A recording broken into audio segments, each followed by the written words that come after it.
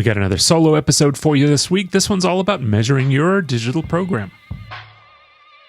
Once again, welcome to the Digital Customer Experience Podcast with me, Alex Turkovich. So glad you could join us here today and every week as we explore how digital can help enhance the customer and employee experience. My goal is to share what my guests and I have learned over the years so that you can get the insights that you need to evolve your own digital programs.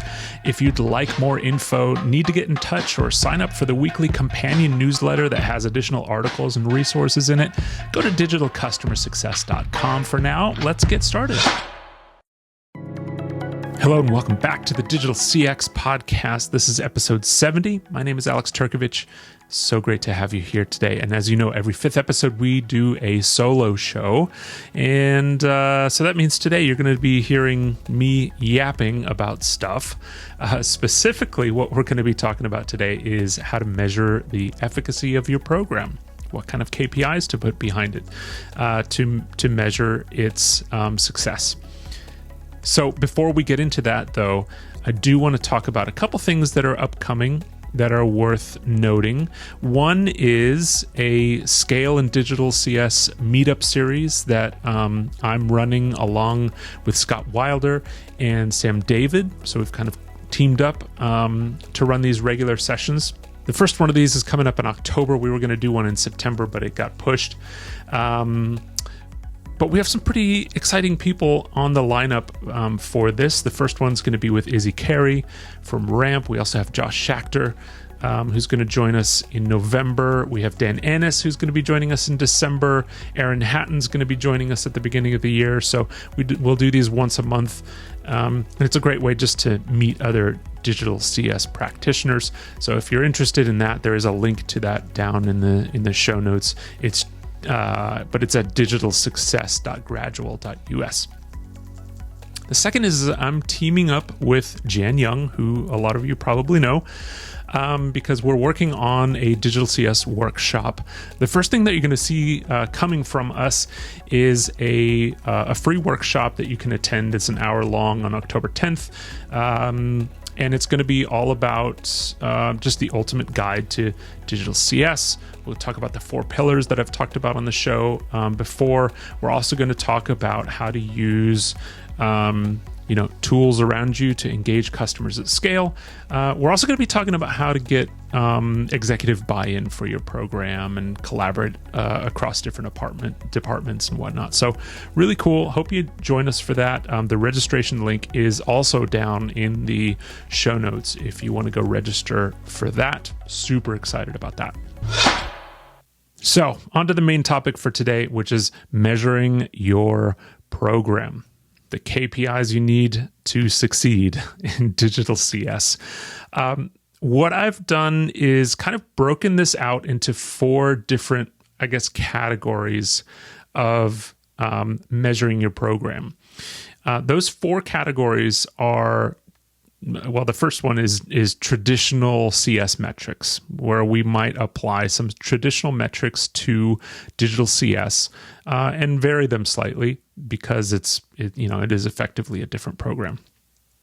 The second is looking at marketing campaign metrics, because ultimately we are driving a lot of marketing campaign style engagements with customers, so it makes sense to measure it that way. The third category I want to talk about today are program-specific metrics. So what are the metrics about how it is you're running your program and the activities that are taking place in the program? How are you going to measure those? The last is what I'll call attribution. So how are you attributing the activities and the things that you're doing back to an improvement of your business? And I would argue that last category is actually a combination of the first 3.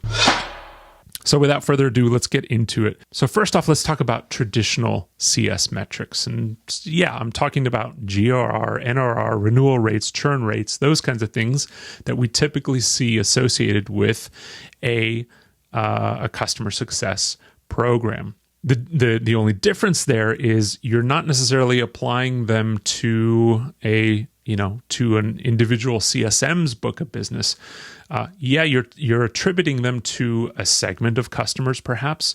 And the easiest way that I've found to go about applying those metrics to that segment is essentially, not necessarily measuring a specific segment, but measuring the group of customers who don't have an assigned customer success manager.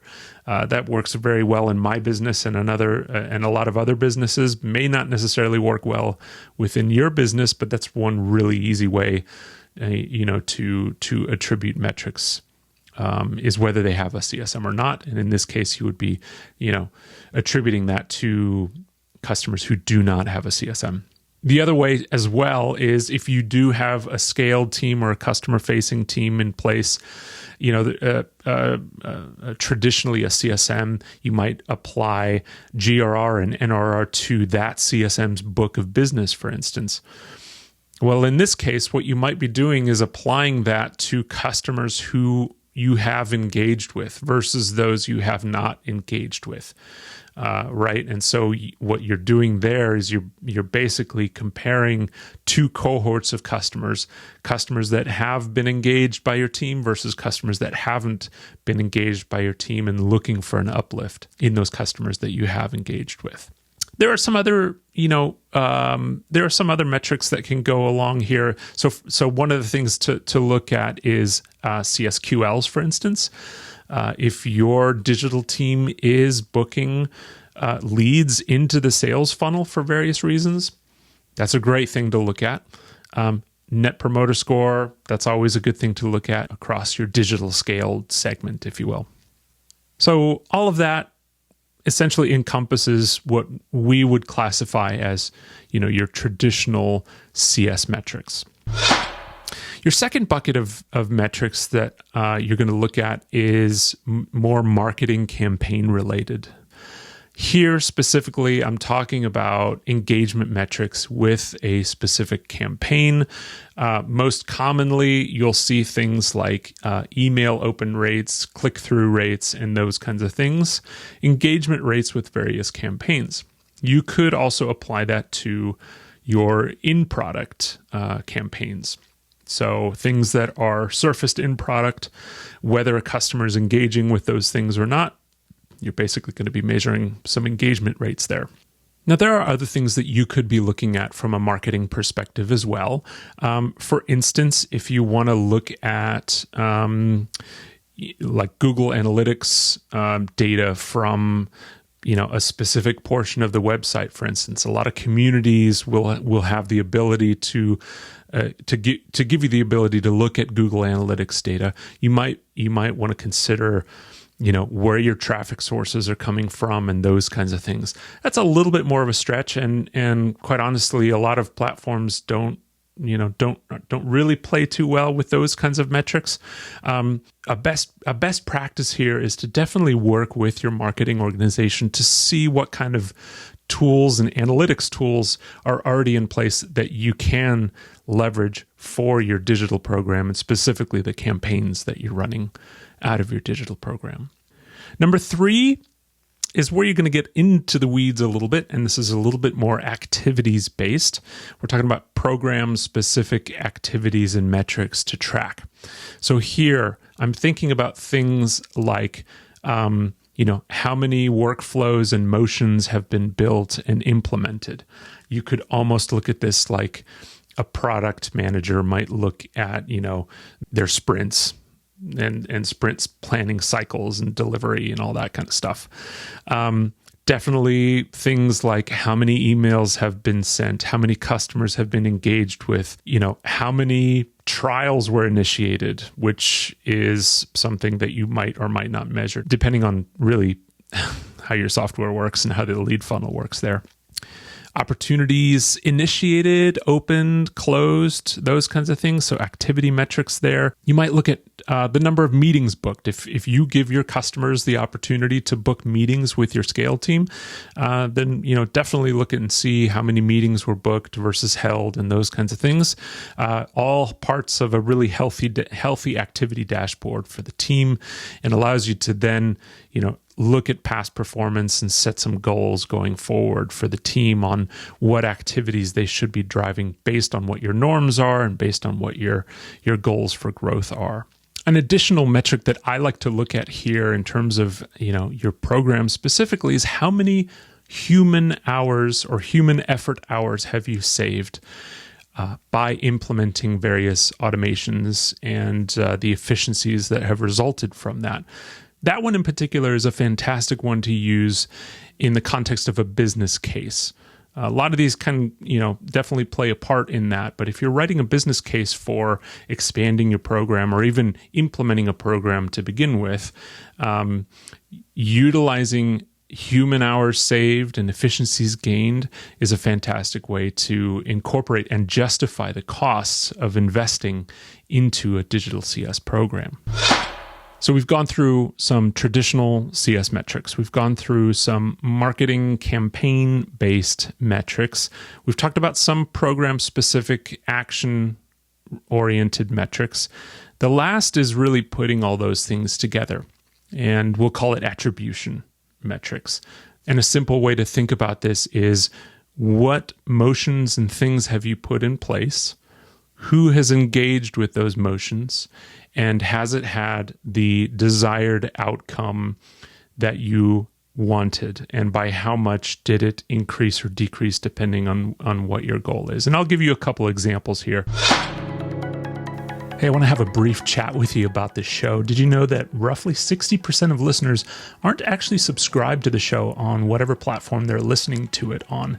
Now, as you know, algorithms love likes, follows, subscribes, comments, all of that kind of stuff. So if you get value out of the content, you listen regularly, and you want to help others to discover the content as well, please go ahead and follow the show, leave a comment, leave a review. Anything that you want to do there really helps us to grow organically as a show. And while you're at it, go sign up for the companion newsletter that goes out every week at digitalcustomersuccess.com. Now, back to the show. And I'll give you a couple examples here. Let's say you are looking at adoption metrics for specific features, and there is one feature that is both critical to a customer's longevity and stickiness, but also is one that sees historically low adoption rates within the first, let's call it 6 months or so. That's a little bit irrelevant, but you have a feature, it has low adoption rates, and you know from the past that customers who have adopted this feature are more likely to stay with you in the long term. So it's an important thing to focus on. So you set out to build a campaign that aims to increase the adoption of this particular feature. Now, this campaign can be multifaceted. It could be in-product based. It could be kind of informative and training in product. It could be email based. You could build the campaign out with multiple personas in mind, where you might want to target your administrators a little bit differently and more from a technical perspective, and your executives a little bit more on the ROI and the business case of adopting this certain feature, right? There's no super prescriptive way to go about it, and so we won't necessarily talk about it that way.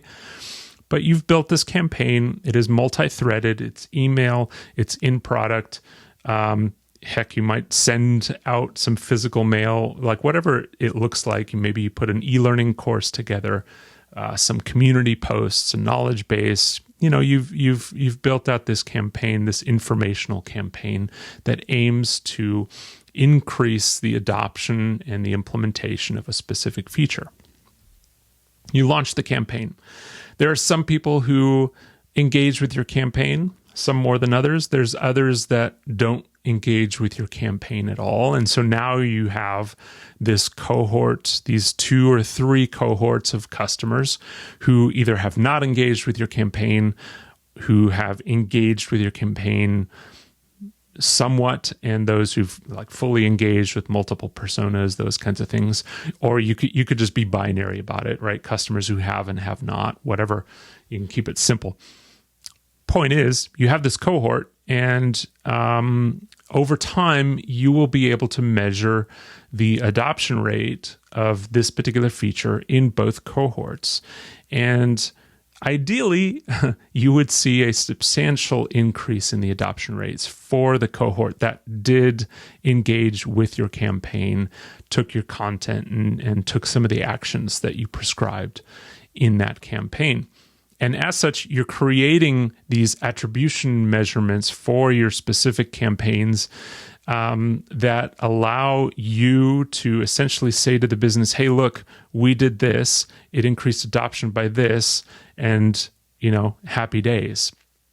If you do that for all of your campaigns, that can be an incredibly powerful thing. It's also not easy, right?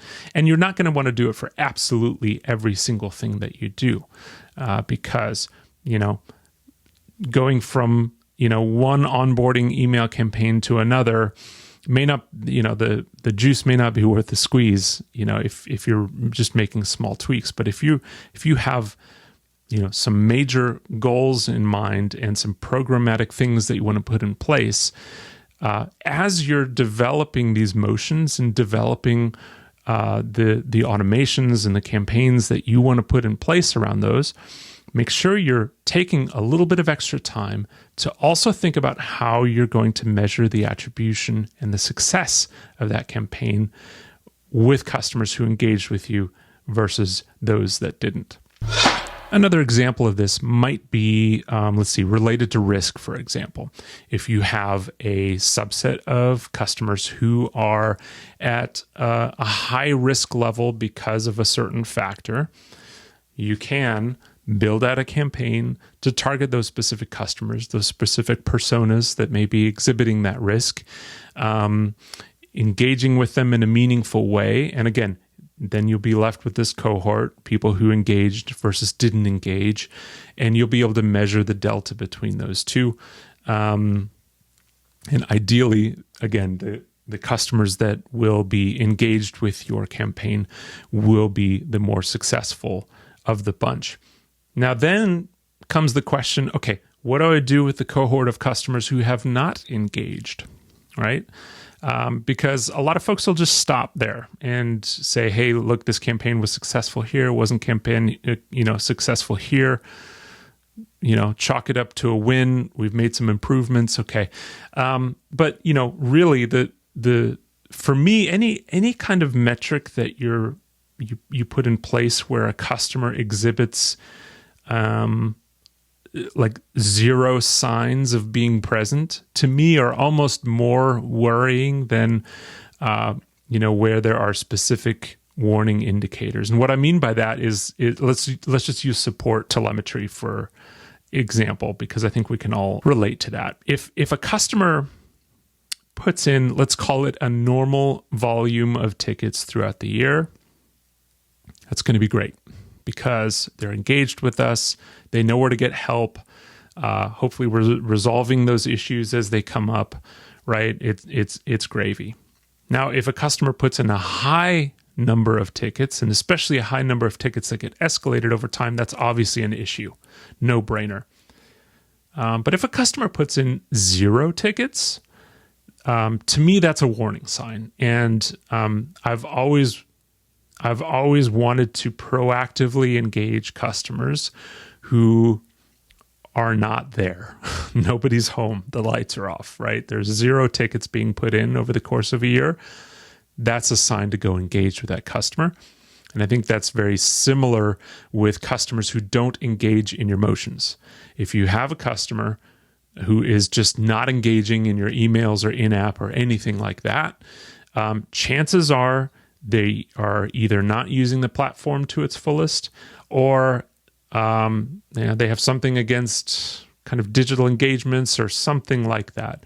That is where you're going to want to focus some of your human capacity on the team to engage those customers in an actual human-to-human engagement, right? It's okay to pick up the phone once in a while. You're digital in scale, but that doesn't mean go all digital in scale. That means, pick up the phone when you need to. And those are the instances where I think actually, having humans pick up the phone or try to schedule a meeting and those kinds of things are really, really valuable instances of when you would use a human versus an automation.